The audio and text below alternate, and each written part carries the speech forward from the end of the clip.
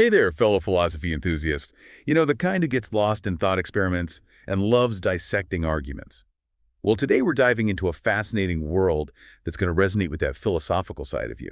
The evolution of logic in Arabic and Islamic thought. Yeah, we're talking about thinkers who were wrestling with the very foundations of reason, and they were doing it in ways that are surprisingly relevant to what's going on in philosophy today. Absolutely. This deep dive is all about tracing the development of logic in Arabic and Islamic philosophy, starting back in the 8th century. And to guide us through this intellectual journey, we're turning to the Stanford Encyclopedia of Philosophy, a treasure trove of information, right? Yeah, definitely. Think of this as a fast track to understanding a really important chapter in the history of logic, one that's filled with breakthroughs, fiery debates, and perspectives that might just shift the way you approach philosophical questions. Love that.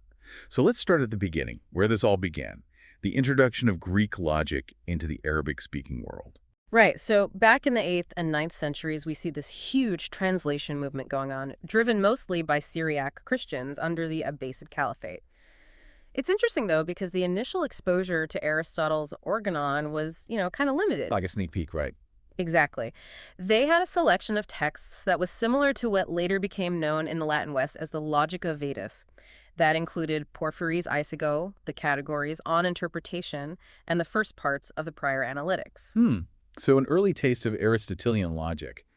And I hear Ibn al-Muqaffa even translated a treatise along these Logica Vetus lines, like planting the seeds of a new intellectual tradition. Precisely. But, even then, Syriac scholars already had access to a wider range of Aristotle's logical works, including, importantly, the posterior analytics. So even though the initial introduction was partial, there was already a fuller picture available to some. Right, so the pieces were there.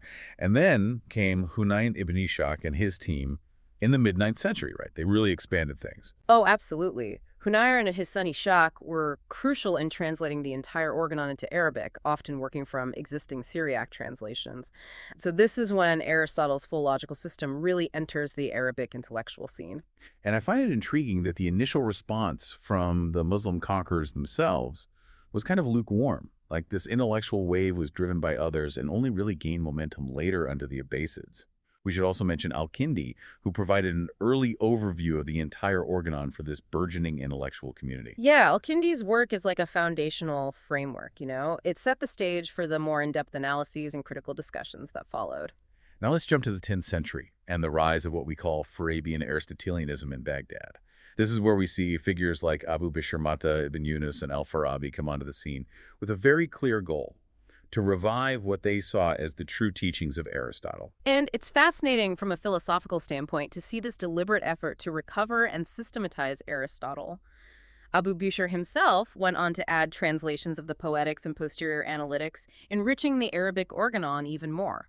It wasn't just about adopting it wholesale, though, was it? There's that famous debate between Abu Bishr and Serfi about the relationship between grammar and logic. It really gets to the heart of a classic philosophical question. How does language connect to thought and valid reasoning? Yeah, Sirfi was deeply knowledgeable about Arabic grammar, and he really pushed back against the Aristotelian framework, forcing everyone to think hard about the differences and overlaps between linguistic structures and logical forms. It's a debate that still echoes in philosophy today. So then comes al-Farabi, a younger colleague of Abu Bishr, stepping into this complex landscape. He's the one who famously proposed that logic functions as a kind of universal grammar, right? We've got texts 1 and 2 about this in our outline. For you, what's the heart of his argument here? Well, Al-Farabi argued that the relationship between logic and intellect, the realm of intelligible concepts, mirrors the relationship between grammar and language, the realm of expressions.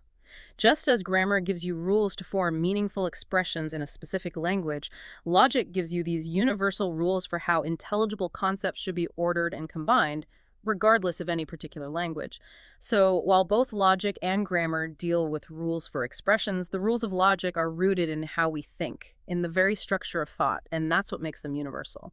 That's such a powerful way of thinking about it. And al-Farabi didn't see this as some abstract idea, right? He argued that logic was crucial for practical fields like jurisprudence and theology. Why do you think logic was so important for these disciplines in his view? Well, Al-Farabi believed logic provided the framework you need to rigorously analyze arguments used in legal and theological reasoning. So, by understanding logical forms, practitioners in these fields could better distinguish between valid and fallacious reasoning, which would help ensure the soundness of their doctrines. His short treatise on reasoning and the way of the theologians is a great example of this, applying Aristotelian syllogisms to theological arguments. So it's about ensuring that your reasoning is solid, regardless of what you're applying it to. Exactly. Al-Farabi really immersed himself in Aristotle, producing important commentaries on the Organon. He was also really committed to finding this lesser harmony within Aristotle's works. What does this pursuit of harmony tell us about Al-Farabi's philosophical approach, do you think? Well, this idea of a lesser harmony reflects Al-Farabi's belief that all of Aristotle's writings, despite their apparent differences, formed a single, coherent philosophical system. And his efforts to reconcile seemingly contradictory ideas within Aristotle's work show this strong belief in the power of reason to achieve systematic understanding and ultimately truth. It's this kind of hermeneutical approach, seeking unity beneath the surface, that we see again and again in the history of philosophy. And his impact was clearly felt by those who followed, right? Avicenna himself called Al-Farabi the second teacher, which is pretty significant a title, even though, as we know, their own logical systems ended up diverging quite a bit. Oh, absolutely. Avicenna clearly respected Al-Farabi as a foundational figure, but his own philosophical project involved a critical engagement with Al-Farabi's interpretations, which ultimately led him to develop his own distinct approach to logic. But despite its initial prominence, the Farabian tradition lost some ground in the East, becoming more influential in North Africa. What do you think contributed to this geographical shift in terms of philosophical trends? Well, Avicenna Aristotelianism was rising in the East, and it really emphasized innovation and revising established ideas. This presented a compelling alternative to the more strictly Aristotelian approach of the Farabian school. So as Avicenna's ideas gained traction, the Farabian tradition, which might have seemed more conservative, found a more receptive audience in North Africa. So this sets the stage for the 11th century and the emergence of Avicenna Aristotelianism in the East, particularly in Khorasan. Yeah. And we have Avicenna, who famously presented himself as an autodidact, guided by his intuition. He even claimed the authority to revise Aristotle's logic. What does this self-proclaimed independence tell us about his philosophical approach?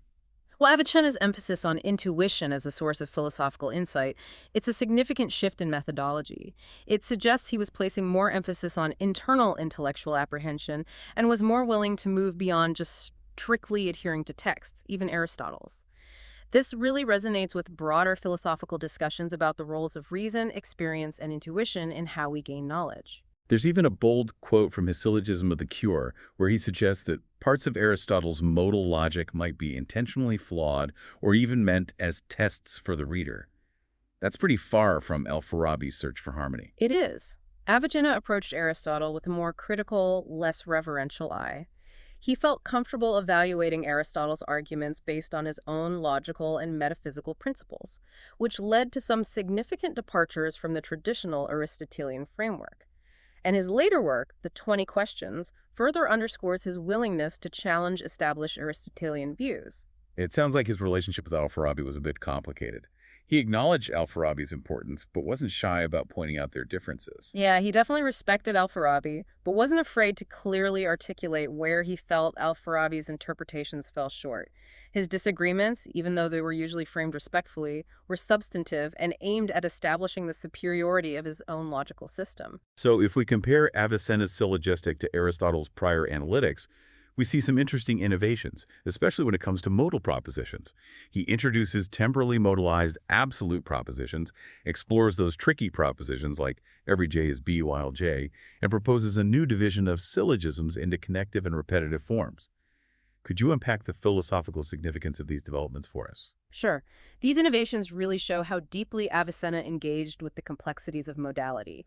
He was trying to create a logical system that was more nuanced and comprehensive. For example, his temporally modalized propositions highlight his awareness of the temporal dimension that's often implicit in our judgments. His analysis of those self-referential modal propositions points to a sophisticated grasp of logical self-reference. And his division of syllogisms, as he explains in his El-Isharat, reflects a rethinking of the basic structures of logical inference. He argued that connective syllogisms hide the contradiction of the conclusion within the premises, unlike repetitive syllogisms, which shows a key difference in how they work inferentially. These weren't just minor tweaks, they were a fundamental reevaluation of Aristotelian syllogistic logic. And it's his pointers and reminders, Ali Sharad, that really became a hugely influential text, even earning the nickname Quran of the philosophers. What made this work so foundational? Well, Alisharat presents Avicenna's philosophical system, including his logic, in a very concise but profound way. It's written in a really elegant style, and his explanations of complex issues are really insightful, which is why it became such a key text for generations of scholars. It basically distilled Avicenna's thought in a way that was incredibly influential for the future of Islamic philosophy. His work in The Cure on hypothetical syllogisms also continued to be an important resource for later logicians. Now, the 12th century brings a big change in the landscape of learning with the rise of the madrasa as the main institution of learning. And Ghazali, a major figure in Islamic thought, plays a key role in integrating logic into this new educational system. He argued that logic was actually useful in fields like theology and law. This seems like a pivotal moment for the formal study of logic within Islamic intellectual history. It was a huge turning point, yeah. Ghazali saw the power of logical reasoning and argued that, when understood correctly, logic is a neutral tool. It doesn't have any inherent metaphysical baggage that would clash with religious doctrine. This opened the door for logic to be widely adopted into madrasa curricula. We see this in his distillation of the principles of jurisprudence as a valuable tool for honing the intellect and strengthening arguments across different fields of Islamic learning. He even famously said that not knowing logic is a fundamental flaw in anyone seeking knowledge. That's quite an endorsement coming from such a respected theologian. Totally. And while the specific logical system Ghazali championed might have been a bit simpler than the intricacies of Farabian or Avicennan logic, his influential backing legitimized the study of logic within the religious educational system. Now, the 12th century also sees the emergence of Averroes, who was really the last major figure in the Farabian tradition. He was dedicated to defending the lesser harmony and addressing Avicenna's criticisms. His detailed commentaries on Aristotle became super influential in the Hebrew and Latin West, but were kind of overlooked in the Arabic-speaking world itself. It's striking how his work was received so differently in different places. It really is. Averroes' entire philosophical project was deeply rooted in preserving and clarifying the original teachings of Aristotle. So his commentaries became foundational texts in Western intellectual history, providing this crucial link back to classical thought.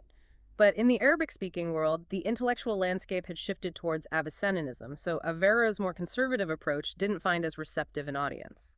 Meanwhile, back in the madrasa, a modified version of Avicennan logic was evolving. We see figures like Umar ibn Salan al-Sawi starting to refine Avicenna's modal syllogistic. This shows us that even a system as influential as Avicenna's wasn't static. It was open to further development and revision. Exactly. The Avicennan tradition was dominant, but it wasn't monolithic. Later logicians felt free to critically engage with Avicenna's ideas, addressing perceived shortcomings and adapting his system to new philosophical and pedagogical needs. As-Sawi is an early example of this internal refining process. Moving into the 13th to 15th centuries, we see the Avicennan tradition flourishing in the madrasa and beyond, often referred to as the golden age of Arabic philosophy, especially the 13th century. And what's interesting is the rise of standalone logical treatises during this time, which suggests a shift towards more independent inquiry, moving away from strict adherence to earlier texts. Yeah, this period was a time of incredible creativity and innovation in logic. Thinkers felt more comfortable exploring logical ideas on their own terms.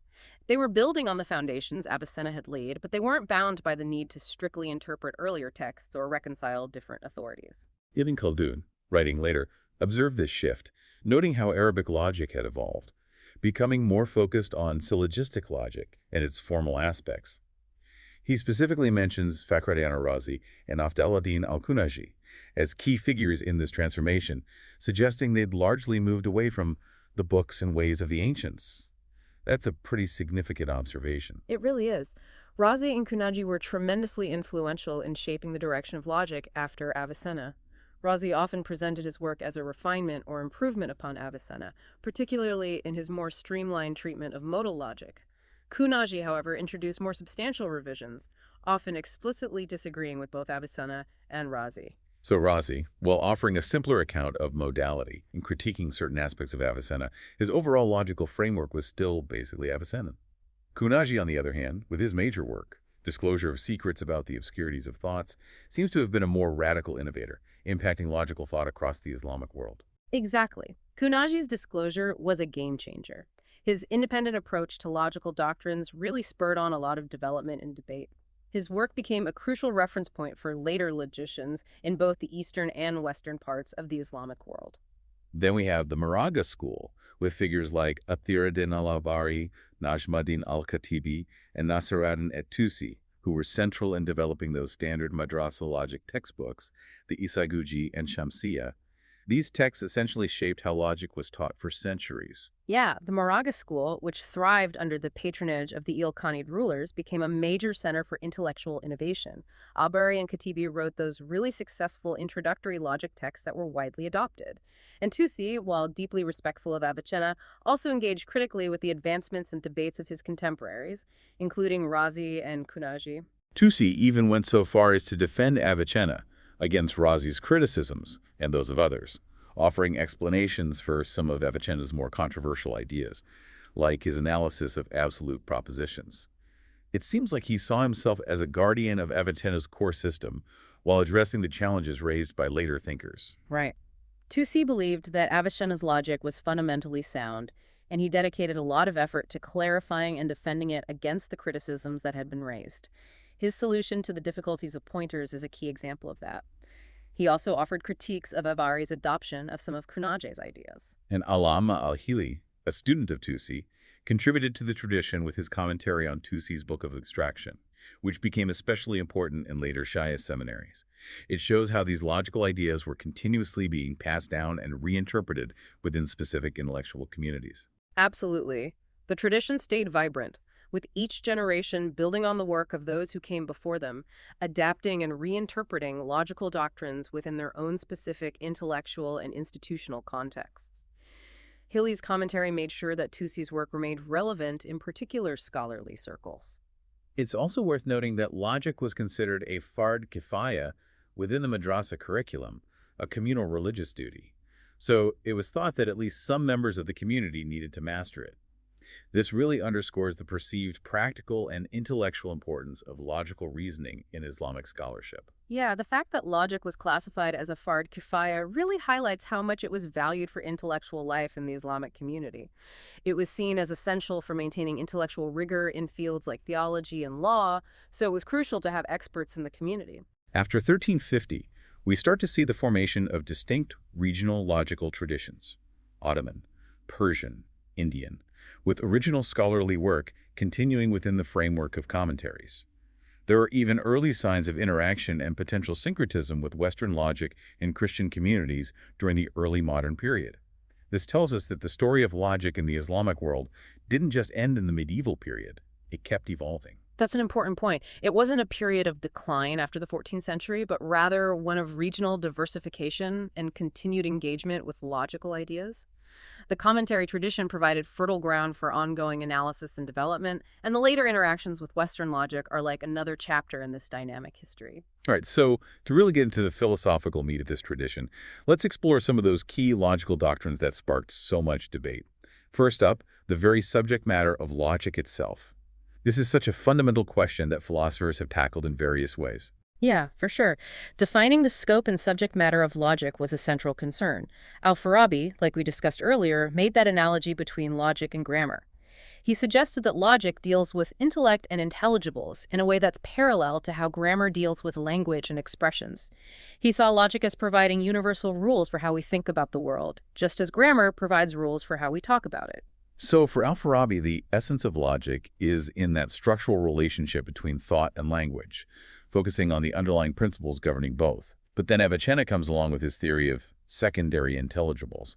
What exactly are these, and how do they change the focus of logic? Okay, so Avicenna argued that the subject matter of logic is secondary intelligibles.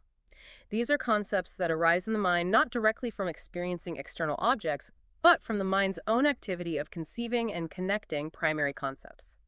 Think of it like this. Concepts like genus and species. These aren't things that exist out in the world like a horse. They're ways our minds categorize and organize our understanding of horses and other things. For Avicenna, logic is all about investigating these second-order concepts and the rules that govern how we combine them in thought and inference. Razi's explanation in text 4 makes this clearer. He talks about it as qualifying the essence of something in a restrictive or predicative way, a second-level operation that the intellect performs. So it's not about the essence of human itself, but how we then use concepts like rational to define or describe human. Exactly. Razi's pointing out that these logical attributes are applied to concepts after we've initially grasped them. So for Avicenna, logic is primarily concerned with these mental operations of structuring and relating concepts in order to facilitate valid reasoning. Now, we see in text 6 that Avicenna wasn't a fan of defining logic through language. He believed that while language and thought are definitely connected, logic's true domain lies in the operations of the intellect. Text 7 does acknowledge that practical link, but his focus remained on mental concepts. Right. He maintained that the principles of logic are grounded in the structure of the intellect itself, even though language is obviously a crucial tool for expressing and working with those principles. He thought the universality and necessity of logical truths come from the inherent workings of the mind. But this whole focus on secondary intelligibles wasn't universally accepted, right? Kunaji, in the 13th century, proposed that conceptions in a sense themselves should be the subject matter of logic. What was the philosophical reasoning behind this shift? Well, Kunaji's argument stems from the idea that the ultimate goal of logic is to produce knowledge. And Avicenna himself defined knowledge, as we see in text 8, as either grasping the meaning of terms or assenting to the truth of propositions. So Kunaji argued that if logic is all about generating these basic elements of knowledge, then logic's subject matter should encompass the properties that are attached to these very acts of conceiving and assenting. And texts 9 and 10 from Katibi and Apari actually support this view. They point out that logicians analyze concepts like essential, accidental, genus, and species. These attributes apply directly to individual notions, to primary intelligibles, not just to the relationships between them as secondary intelligibles. Exactly. They argued that Avicenna's focus on secondary intelligibles was too narrow. It didn't account for the full scope of what logic investigates, which they saw as fundamentally concerned with the nature and properties of our basic cognitive acts of conceiving and affirming.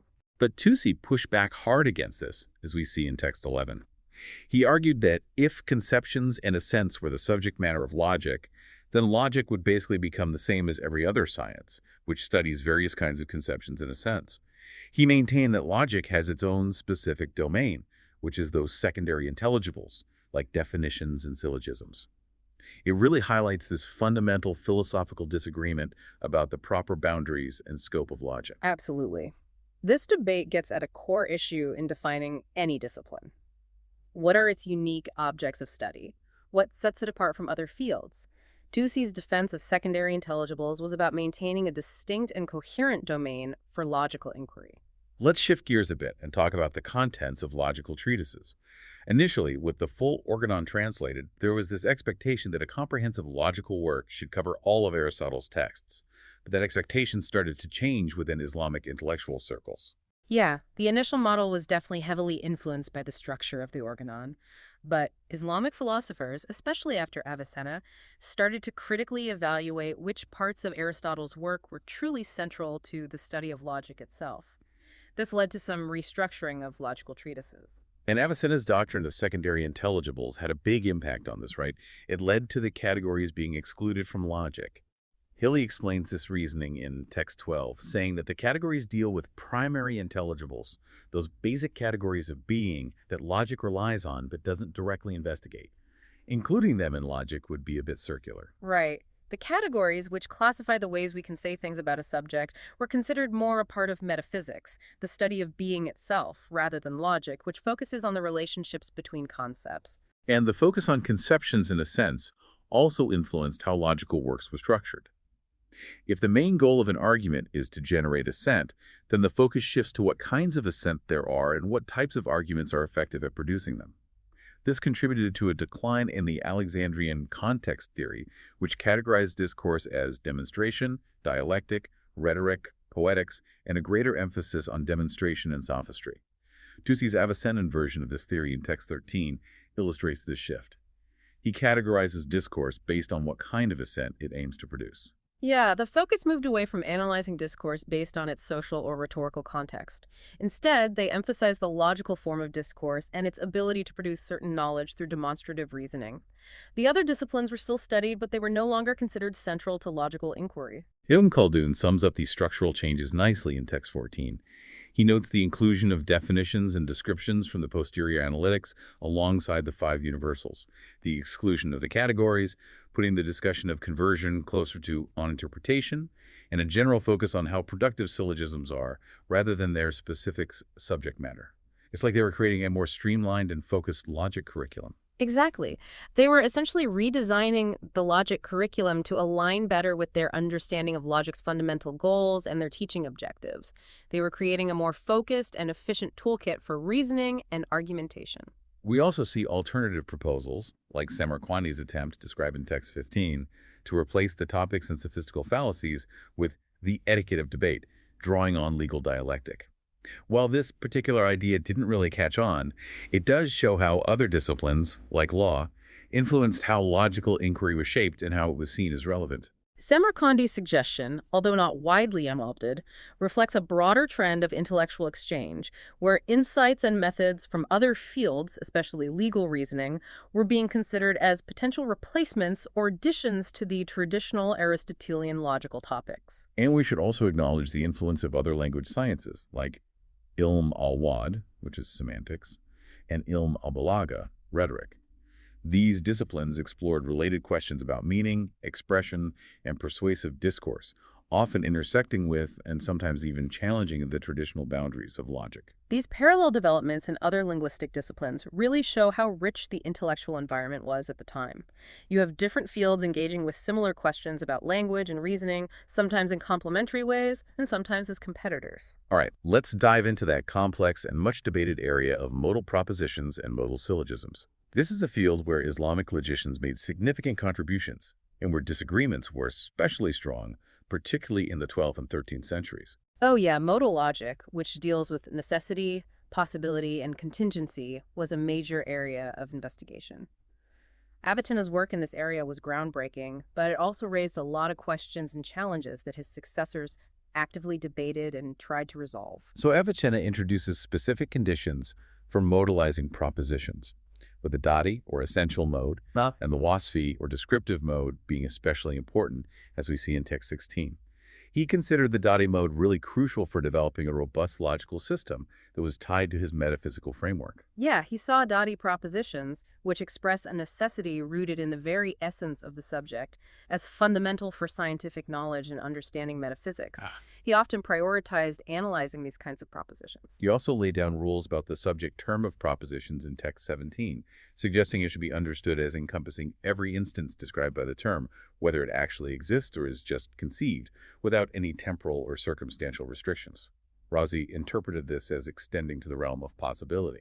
Razi's interpretation of Avicenna's subject term as being amplified to include possible instances was influential, although there's still some debate among scholars about what Avicenna actually intended. Then Avicenna formulated his own rules for converting modal propositions, accepting absolute A and I conversion, necessity E conversion, Text 18, necessity A and A conversion to possibility A and possibility A and I conversion, Text 19, while rejecting absolute E conversion. These rules became major points of contention among later logicians. Yeah, his rules for conversion differed from traditional Aristotelian logic in significant ways, and these differences sparked a lot of debate as later thinkers tried to figure out the logical basis for them and explore alternative formulations. Even the justifications Avicenna provided for these rules were scrutinized. After Avicenna, we see the distinction between externalist and essentialist readings of propositions emerge, which Tatani defines in Text 20. Razi was the one who introduced this distinction, as we see in Text 21. The essentialist reading refers to what would be true of a subject based on its nature, even if it doesn't actually exist right now. He found that a lot of Avicenna's conversion rules worked under this essentialist interpretation. That distinction between externalist and essentialist readings was really valuable for analyzing modal propositions. It allowed logicians to consider different ways of understanding the scope and truth conditions of these statements, especially those that involve things that don't exist. Razi used geometric examples to illustrate why this distinction is important. But Kunaji wasn't quite satisfied with Razi's approach. He criticized Razi's essentialist reading, seeing it as basically just an ampliation to the possible. He proposed his own modified essentialist reading, which even allowed for considering impossible things under the subject term in certain contexts, which led him to a different set of conversion rules, as we can see in text 22 and 23. The disagreement between Kunaji and Rossi was about where to draw the boundaries of the essentialist reading. Kunaji argued for a broader interpretation that could include not only the possible, but also the impossible. This led him to a revised set of logical consequences, particularly when it came to conversion. And the Moraga logicians, including Katibi and Tusi, were actively engaging with all these different perspectives on modal logic. Katibi further refined the essentialist reading, limiting it to subjects that were self-consistent, and he developed his own set of conversion rules. This whole period was a time of intense intellectual activity where logical ideas were really being put through the ringer. The Moraga school really represents a peak of critical engagement with the existing logical tradition. These logicians meticulously analyzed and tried to improve upon the systems of Avicenna, Razi, and Kunaji. They were really pushing for a more coherent and sound understanding of modal logic. Then we have Tatani in text 24 offering a retrospective view. He suggested that the logicians of the 13th century were mostly interested in modal propositions that were useful for scientific inquiry, interpreted through those essentialist and externalist readings. He acknowledges that there are other types of propositions with different truth conditions, but those weren't their primary concern. Yeah, Tatani's retrospective view gives us valuable insight into the practical concerns that might have been driving these intricate logical debates. It suggests that they were focused on developing tools that could be applied to scientific knowledge. As we wrap up this deep dive into the historical development of logic in Arabic and Islamic philosophy, what do you see as the most significant takeaways for us, especially for those with a philosophical mindset who are grappling with these big questions? Well, I think the key takeaway is the incredible intellectual energy and originality of this tradition. It wasn't just about passively absorbing Greek logic, it was about actively engaging with it, critically analyzing it, debating it, and ultimately creating new logical doctrines that had a major impact on philosophical thought.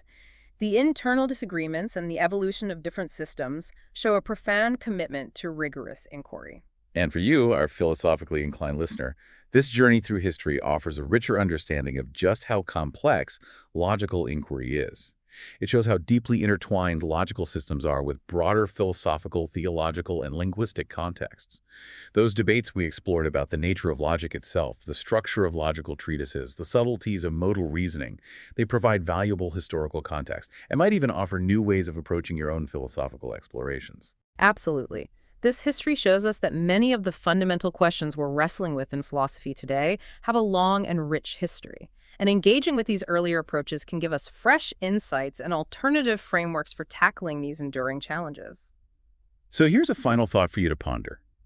How might those historical debates within Arabic and Islamic logic, especially the ones about the nature of modality and the complex relationship between logic and language, offer unexpected insights for rethinking or even solving philosophical problems we face today in these same areas? We encourage you to explore those primary sources and the ongoing scholarship in this incredibly fascinating and influential intellectual tradition. Until next time, keep those philosophical wheels turning.